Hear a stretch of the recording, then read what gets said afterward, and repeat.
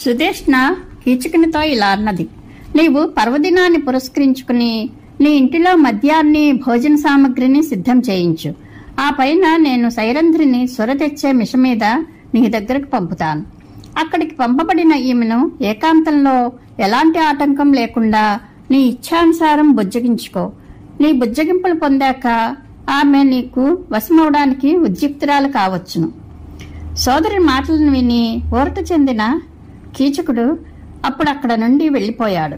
ఇంటికి వెళ్లి అతడు సమయానుకూలంగా నేర్పుగల వంటవాళ్లను పిలిపించి రాజులు ఉపయోగించతగిన ఉత్తమమైన రుచికరమైన మద్యాన్ని తెప్పించాడు. ఇంకా రకరకాల పిండి వంటలను శ్రేష్టమైన అన్నపానాలను తయారు చేయించాడు. ఆ ఏర్పాట్లన్నీ అయిన తరువాత కీచకుడు సుదేష్ణను భోజనానికి పిలిచాడు. మూఢాత్ముడైన కీచకుడు మెడలో ఉరితాడు కట్టబడిన పశువు వల్లే తనను సమీపిస్తున్న మృత్యువును గుర్తించలేకపోతున్నాడు. అతడు ద్రౌపదిని పొందాలని ఉవ్విళ్ళూరుతున్నాడు. కీచకుడు అంటున్నాడు, సుదేష్ణ, అనేక విధాలైన మధురమైన మద్యాలను తెప్పించాను. రకరకాల వంటకాలను సిద్ధం చేయించాను. ఇక ఇప్పుడు సైరంధ్రి నా ఇంటికి వచ్చేలా నీవు ఆమెకు చెప్పు. ఏదో ఒక పని వంకతో ఈరోజు ఆమెను త్వరగా నా దగ్గరకు పంపు. నా కోరికను త్వరగా సిద్ధింపచేయి. నేను భగవంతుడైన శంకరుని శరణు కోరి, ప్రభు, నన్ను సైరంధ్రితో కలుపు లేదా మరణం ప్రసాదించు అని వేడుకుంటున్నాను. అప్పుడు సుదేష్ణ దీర్ఘంగా నిట్టూర్చి అతనితో, నీవు నీ ఇంటికి వెళ్ళు. నేను సైరంధ్రిని వెంటనే అక్కడకు మదిరి తమ్మని పంపుతాను అన్నది.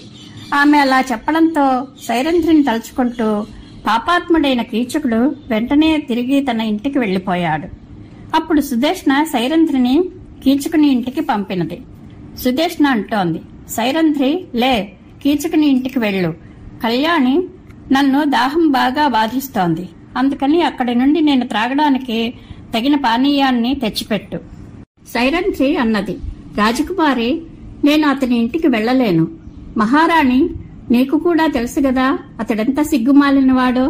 మహారాణి, నేను నీ భవనంలో నా భర్తల దృష్టిలో స్వేచ్ఛాచారిణిగా వ్యభిచారిణిగా మారి ఉండలేను. దేవి, పూర్వం నేను ఈ రాజభవనంలో ప్రవేశించే సమయంలో చేసిన ప్రతిజ్ఞ కూడా మీకు తెలుసును. మూర్ఖుడైన కీచకుడు మదన దర్పంతో ఉన్మత్తుడై ఉన్నాడు. అతడు నన్ను చూడగానే అవమానిస్తాడు. కనుక నేను అక్కడికి వెళ్లలేను. రాజపుత్రి, నీ దగ్గర ఇంకా చాలా మంది దాసీలు ఉన్నారు. వారిలో ఎవరినైనా ఒకరిని పంపు. నీకు మేలు జరుగుతుంది. నేను వెళ్తే కీచకుడు తప్పకుండా నన్ను అవమానిస్తాడు. సుదేష్ణ అన్నది, నేను నిన్ను ఇక్కడి నుండి పంపుతున్నాను కనుక అక్కడ అతడు నీకు ఏ హాని చేయడు అని చెప్పి సుదేష్ణ ద్రౌపది చేతిలో మూత ఉన్న ఒక బంగారు పాత్రను పెట్టింది. ద్రౌపది మద్యం తేవడానికి ఆ పాత్రను తీసుకుని శంకిత హృదయంతో ఏడుస్తూ తన పాతివ్రత్యాన్ని రక్షించుకోవడానికి మనసులోనే సూర్యభగవానుని వేడుకుంటూ కీచకుని ఇంటికి బయలుదేరింది. సైరంధ్రి అన్నది, భగవంతుడా, నేను నా పతులను తప్ప వేరెవరిని మనసులో తలవని దాననైతే ఆ సత్యప్రభావం వల్ల కీచకుడు తన ఇంటికి వచ్చిన అబలనైన నన్ను బలవంత పెట్టకుండుగాక. వైశంపాయనుడు చెప్తున్నాడు, జనమేజయ, అన్ని విధాల అబల అయిన ఆ ద్రౌపది కొద్దిసేపు సూర్యుడిని ఆరాధిస్తూ ఉండిపోయింది.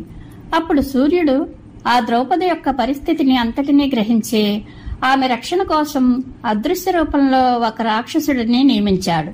వాడు ఎట్టి పరిస్థితుల్లోనూ పతివ్రత అయిన ద్రౌపదిని అక్కడ అసహాయురాలిగా వదిలిపెట్టడు.